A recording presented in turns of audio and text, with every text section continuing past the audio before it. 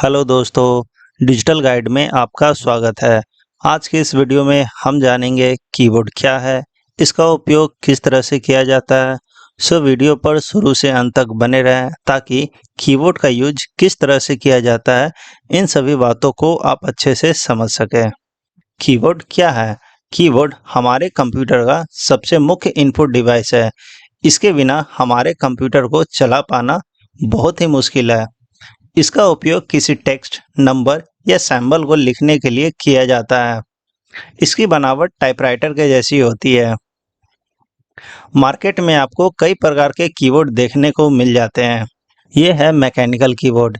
इस प्रकार के कीबोर्ड पर टाइपिंग कर पाना थोड़ा मुश्किल होता है।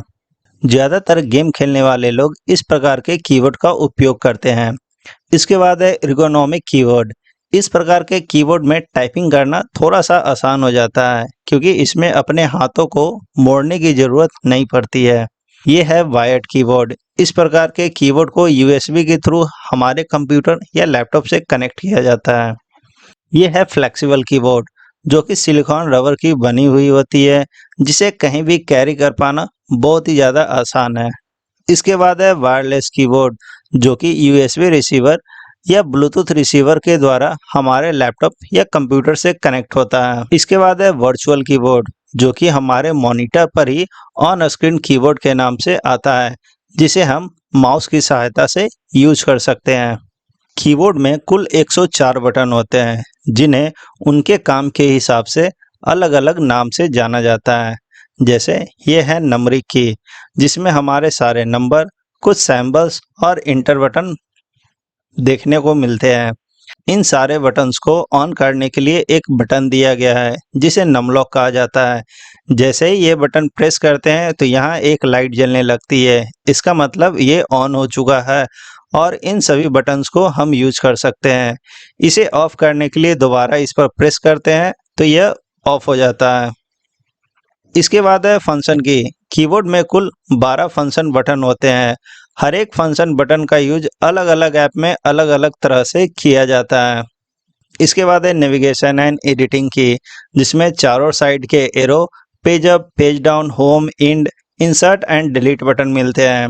इसके बाद है कंट्रोल की, जिसमें अल्ट, शिफ्ट और कंट्रोल बटन आते हैं। ये सारे बटन्स हमेशा किसी अदर बटन के साथ ही यूज में आते हैं। इसके बाद है अल्फ़ा नंबरिंग की। जितने भी हमारे अल्फ़ाबेट्स हैं या नंबर है, वो सारे के सारे अल्फ़ा नंबरिंग की के अंतर्गत में आते हैं। इसके बाद है एस्केप या क्विट की। इन सारे बटन्स का किस तरह से यूज किया जाता है, ये हम बारी-बारी से जानेंगे। कीबोर्ड से कुछ भी लिखने के लिए हमें बस बटन को प्रेस करना होता है। जैसे यहाँ हमें राम लिखना है, तो लिखेंगे। लेकिन जब हम राम लिखें तो पहला लेटर हमें कैपिटल में लिखना है और यहाँ पर सारे के सारे स्मॉल लेटर में दिख रहे हैं, तो इसे हम कैसे लिख सकते हैं? तो जब भी आपको अगर कोई भी नाम कैपिटल में लिखना हो, वो भी सिर्फ पहला लेटर कैपिटल और बाकी सब स्मॉल, तो इसके लिए हम शिफ्ट बटन प्रेस करेंगे और शिफ्ट के साथ ही उस बटन को प्रेस करेंगे जिसे हमें कैपिटल में लिखना है। जैसे शिफ्ट प्रेस करेंगे और नाम लिखेंगे। इसके बाद स्पेस प्रेस करेंगे। अगर हमें कंटिन्यूअस सारे के सारे लेटर कैपिटल में लिखना हो तो उसके लिए हम कैप्स लॉक को ऑन करेंगे। जैसे ही कैप्स लॉक को ऑन करेंगे, यहाँ एक इंडिकेटर लाइट ऑन हो जाएगा। ऑन होने के बाद आपके सारे बटन्स कैपिटल लेटर में ही काम करेंगे। फिर से इसे बंद करने के लिए दोबारा इस पर क्लिक करेंगे और यहाँ पर जो ऑन बटन था वो ऑफ हो जाएगा। इसके बाद सारे लेटर फिर से ऑटोमेटिक स्मॉल लेटर में लिखने शुरू हो जाएंगे। इसके बाद है जब हम किसी नंबर को टाइप करते हैं तो ये इजीली टाइप हो जाता है। लेकिन अगर हमें इस नंबर के ऊपर में जो @ या हैश का सिंबल बना हुआ है, इसे टाइप करना है तो कैसे करेंगे? इसके लिए अपने कीबोर्ड से शिफ्ट बटन को प्रेस करेंगे और उसके बाद इस बटन को प्रेस करेंगे तो ऊपर वाले सिंबल आप आसानी से लिख सकते हैं।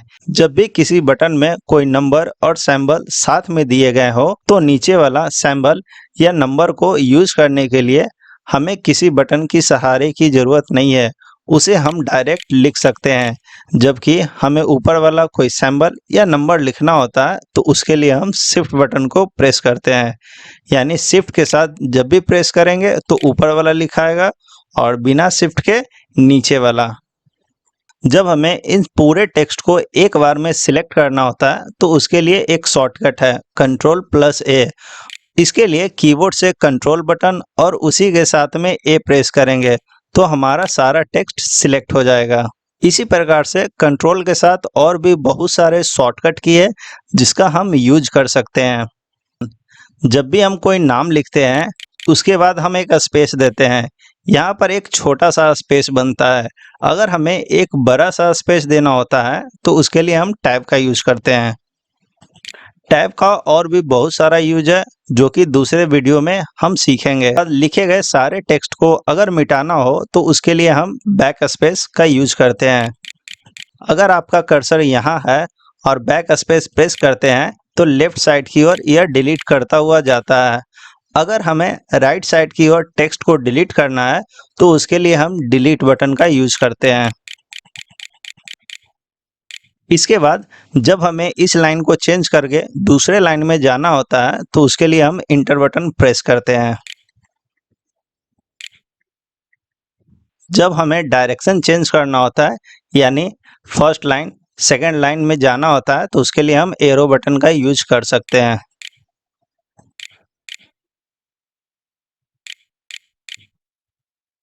इसके बाद है एस्केप बटन।